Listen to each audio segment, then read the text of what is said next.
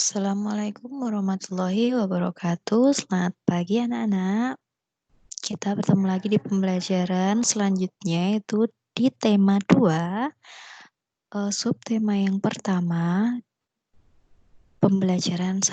Nah, tentang apa ini? Yaitu tentang udara bersih bagi kesehatan. Kemudian pada subtemanya yaitu tentang cara tubuh mengolah udara bersih.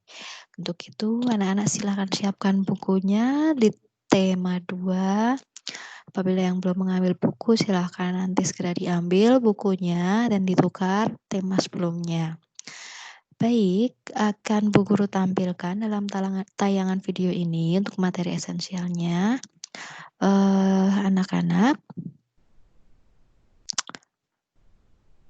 Oh baik, sebentar mohon ditunggu karena ini.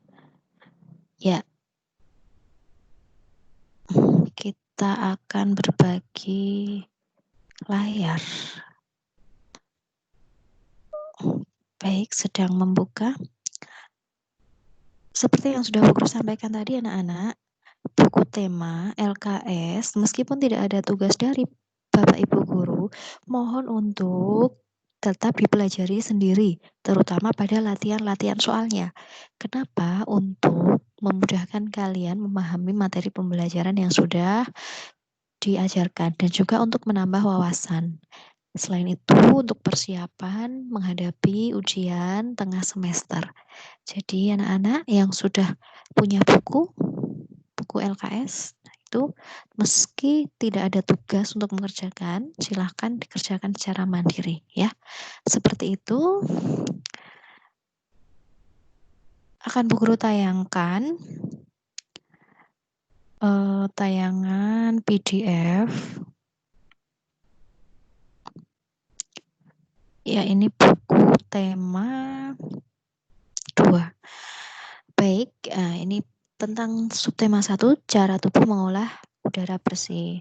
Nah, tubuh itu mempunyai organ yang dinamakan paru-paru untuk mengolah udara, sehingga udara yang kita hirup, nah itu namanya organ pernafasan. Udara yang kita hirup diseleksi mana yang udara bersih yang bermanfaat untuk tubuh kita. Baik, untuk makhluk hidup. Nah, ini ada gambar hewan-hewan, ya kan? Ada itik, ada ayam, ada domba, ada manusia juga, ada apalagi di situ mungkin ada cacing, ya kan? Ada juga ini apa ini anak-anak? Ini seperti ini juga domba juga ya. Kambing ya, maaf. Kambing atau keledai ya. Yang ini ya. Nah, itu semua yang ditampilkan di sini hewan-hewan ini merupakan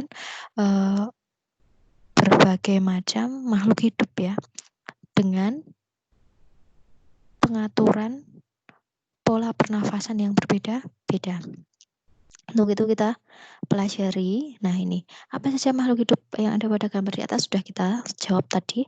Perbedaan makhluk hidup yang ada pada gambar tersebut ya, ada yang kakinya 2, ada yang kakinya 4, ada yang punya telinga, ada yang tidak, ada yang mempunyai bulu, ada yang tidak, ya kan? Ada yang mempunyai gigi dan ini kalau ayam pakai paruh ya, makanya persamaannya apa? Sama-sama jenis makhluk hidup.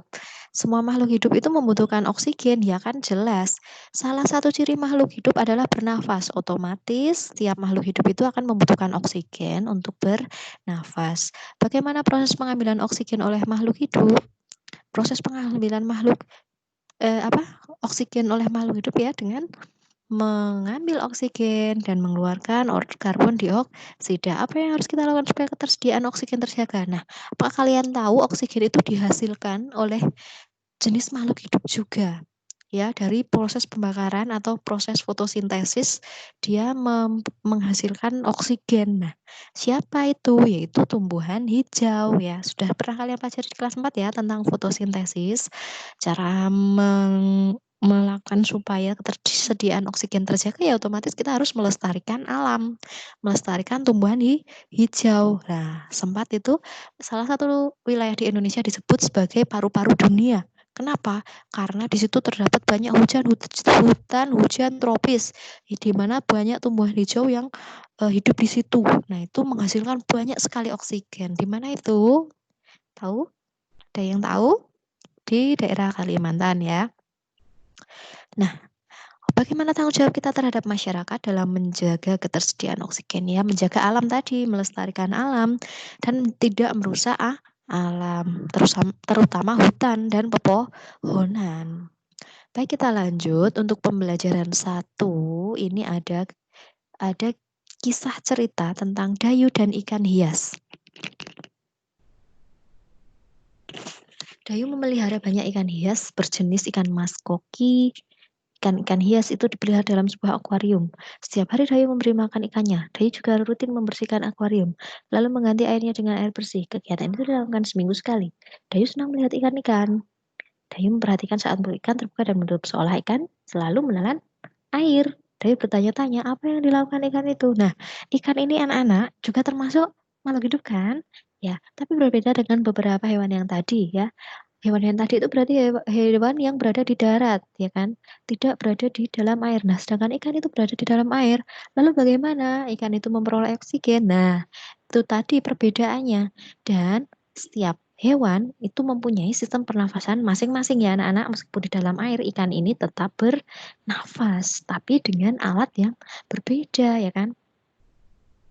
Alatnya berbeda, terutama untuk ikan ini kita lihat bentuk tubuhnya saja berbeda dengan kita, berbeda dengan hewan-hewan yang lain. Otomatis cara hidupnya juga akan berbeda. Baik, kita lanjut. Kamu telah membaca bacaan Dayu dan ikan hias. Perhatikan peta pikiran mind map di bawah ini, lalu jawab pertanyaan dalam setiap kotak. Apa nama jenis ikan hias yang dipelihara? Di mana ikan hias dipiara? Kapan akuarium dibersihkan? Apa yang diperhatikan Dayu saat melihat ikan-ikan hiasnya? Kapan ikan hias itu diberi makan? Siapa yang memelihara ikan hias? Ini untuk tugas hari ini, yaitu dalam materi ini anak-anak akan belajar bagaimana cara membuat mind map. Mind map, mind map, peta pikiran itu dibuat atas dasar hal-hal yang penting diketahui dalam sebuah bacaan, ya kan?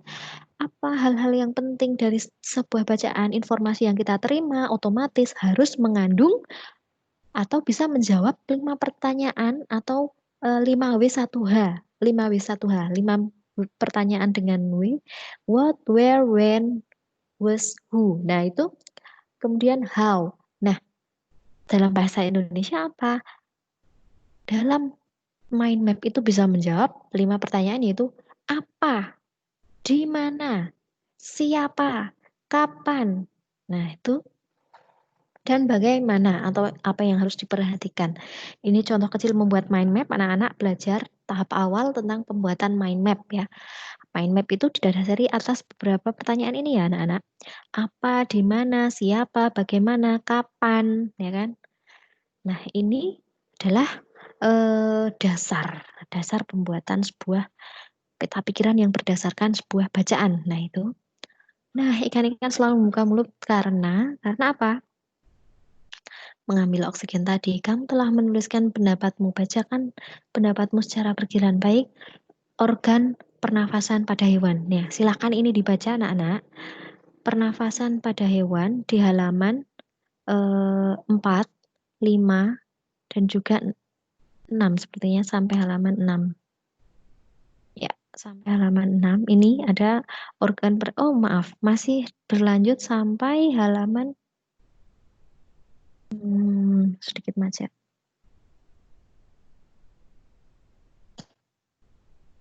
Oh, ini organ pernafasan hewan semua ya. Untuk itu anak-anak silakan segera diambil bukunya ya, supaya kalian bisa membaca.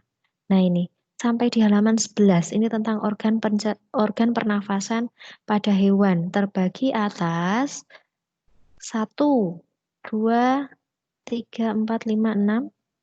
Oh iya. Terbagi atas 7 ya. 7 yang pertama pada cacing tanah. Ya, ini mempunyai organ pernafasan sendiri ya. Jenisnya berbeda. Kemudian pernafasan pada serangga, pernafasan pada setelah serangga tadi ada, ini serangga, pernafasan pada ikan. Kemudian setelah ikan, kemudian ada setelah ikan, amfibi ya. Amfibi itu hewan yang hidup di dua alam, seperti katak ya. Kemudian kelima adalah reptil. Reptil itu hewan omnivora ya.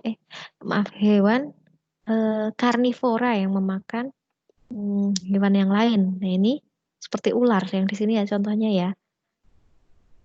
Nah, ular kadar cicak, buaya biawak. Kemudian ada burung atau aves. Nah, ini berbeda lagi dan pada mamalia. Nah, itu tadi yang Bu Guru dapat sampaikan. Silahkan anak-anak nanti ini dibaca sendiri ya di buku dari halaman berapa tadi?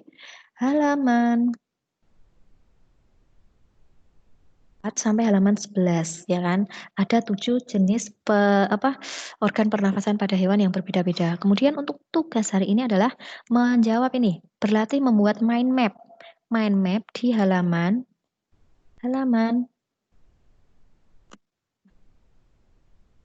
area